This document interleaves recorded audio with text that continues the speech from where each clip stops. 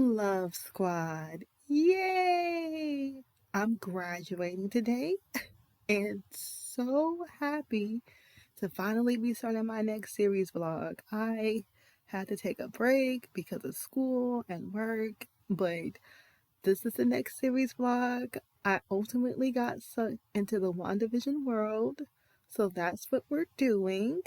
This is kind of a POV recap. I started doing this style with the Fargo recaps and it was fun, so I'm going to keep doing that for now and just having fun with you guys. Let's get started with the people that were introduced in episode 1. This is for episodes 1 and 2 because they did them together. So we have Wanda, the magician. She's a magician.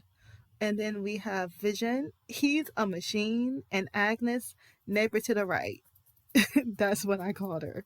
Now, little insight. I know some of y'all know these comic books and Avengers movies backwards, forwards, underneath, above. I don't, okay? I like Marvel and I really enjoy it, but I don't know all the details, okay? So you getting this from that type of perspective, okay? So if you are a Marvel true fan, please fill in gaps and give us insights below because I love that type of stuff. I just don't know it, all right? But let's get started. So this is a recap for episode 1, filmed before a live studio audience. So I'm definitely getting Bewitched vibes from the jump. I didn't watch any previews or reviews. I just know that I love all things Marvel and wanted a lighter series to vlog about because Lovecraft Country and Fargo, those were hella heavy. So we doing something a little lighter. Jeez. For the beginning of the year, all right? I wasn't expecting this though. Like, how imaginative is this WandaVision?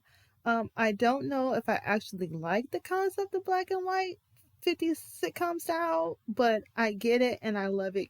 I love the creativity. Like, I love an all caps to creativity. Like, I'm like, this is really interesting. This is definitely creative.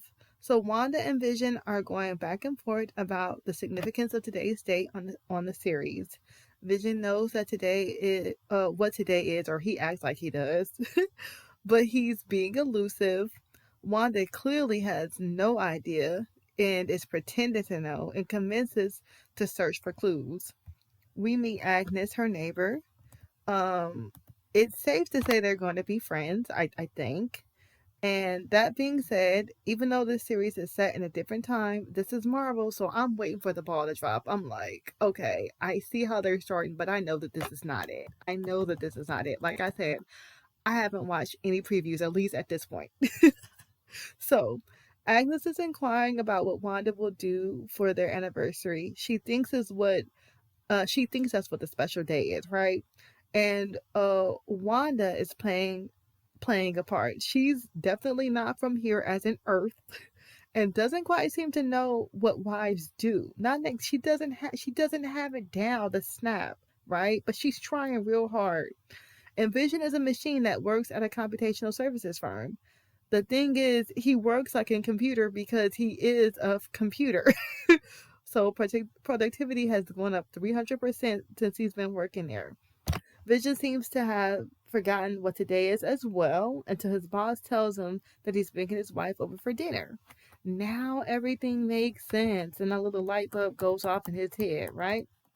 That being said, Wanda commences to prepare a more intimate evening for her husband, Rao, instead of hosting his boss and his wife, right? Like she's supposed to be doing, but don't know.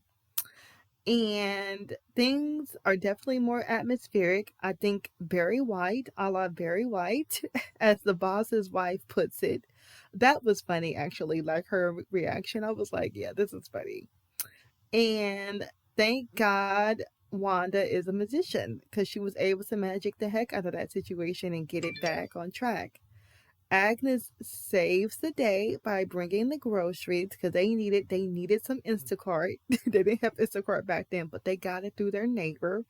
And Wanda fumbled a bit with the magical cooking, but manages to serve breakfast for dinner, which appears to be the only meal she's mastered. And ain't nothing wrong with that. Breakfast for dinner is bomb. So, the boss's wife asks the typical backstory questions. Where are you from? What's your story? They can't answer. They don't know. There's a gap in their memory. They don't know. They don't know. The boss is a jerk who chokes on his food and the ball drops. Vision must help the boss before he dies from the food that's caught in his throat. Something mystical happens, and instead of ending disastrously, they leave immediately. And after the boss has been revived, and Vision is offered a promotion. And then the ball drops some more because we see someone is watching their sitcom. Like their life is playing out on a television screen in what appears to be a lab in our world. Dun dun dun. This is Marvel. So, me and sitcoms. This is just my initial like feelings for episode one. I don't generally do sitcoms. They simply do nothing for me. They're not funny. No offense. It's just my personality. Like, sitcoms are not funny. I like dark comedies, so like Deadpool, Insatiable, and ATL. Those I watch.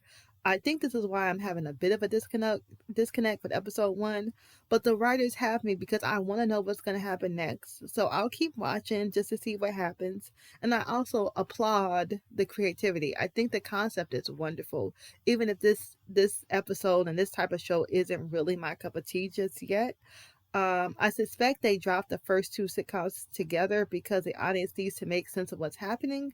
So let's see what happens next in episode two. Episode two is called Don't Touch That Dial. So, okay, I'm trying to find my notes.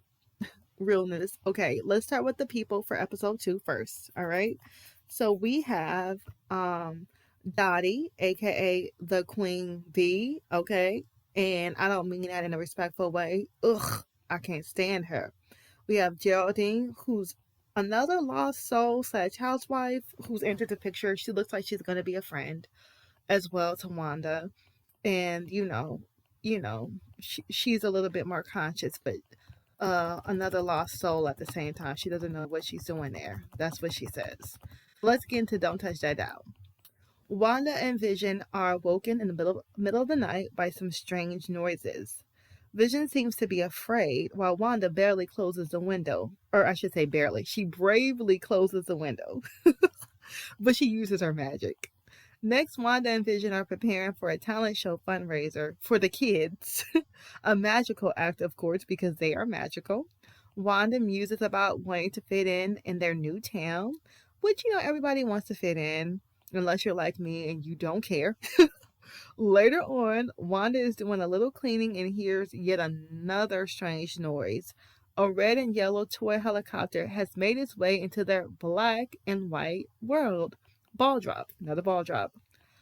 Starting to not trust Agnes. It's just vibes. There's no confirmation, but y'all, when I get these feelings, they're usually right. So we'll see who Agnes. She's probably some sort of spy or some sort of bot or something, but we just don't know yet. Let's wait and see what happens with that. Agnes and Wanda make their way to a community meeting for the wives. They're going to meet the Queen Bee, Dottie, a control freak who thrives off of attention.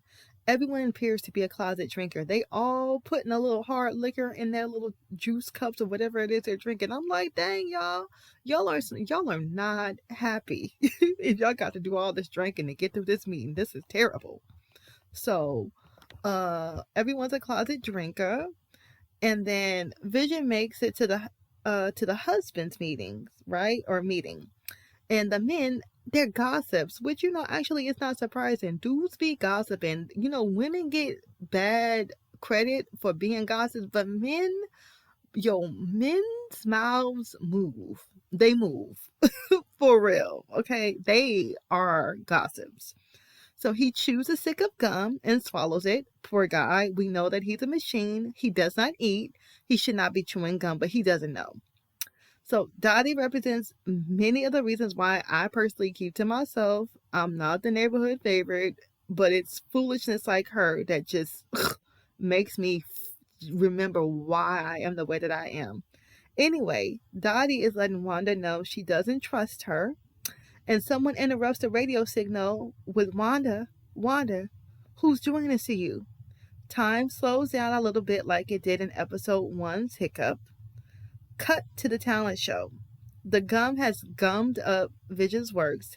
He looks inebriated. Wanda is trying to tell him about what happened with Dottie. Like, they had another little incident, a little twitch, if you will, in their reality. And they start their act and Vision levitates. Wanda improvises by conjuring a rope to, air quotes, explain the levitation. Vision lifts the piano with one hand and Wanda fixes it by making it appear to be a cardboard cutout instead of an actual piano. He botches several other acts and they finally get to the main act, the Cabinet of Mysteries. This is the one that they have been practicing for. Wanda keeps up as Vision continues to struggle. The audience is captivated though. They magically place their new friend Geraldine in the box and finish the act. Wanda figures out what's been going on and removes the gum from Vision's body. The audience loved the hot mess of a show. It was entertaining. It really was. They won Comedy Performance of the Year because, they put on a show, honey. They did, even though it was a hot mess. Wanda's magically about 4 months pregnant. Yes. Their joy is interrupted once again by a strange noise and someone exiting a mantle hole in the street. A beekeeper, and he had bees and everything with him, like the bees was following him. Wanda reacts by saying no, and the scene rewinds. They kiss after realizing the pregnancy again, like we just saw. They rewound back to what we just saw. And Vision is suddenly in color, and so is everything else. No more black and white. Now that I've watched the first 2 episodes, I'm going to watch a few video reviews and reactions because I want to know what the hell is going on. Like I said, I got gaps because I have not kept up with all of the Marvelness like that. So I'm going to go back and do my own research. And that's it, y'all. Thank you so much for listening. As always, please like this video. Comment if you're a true Marvel fan, or like me, you like Marvel, but you don't know all the juicy bits.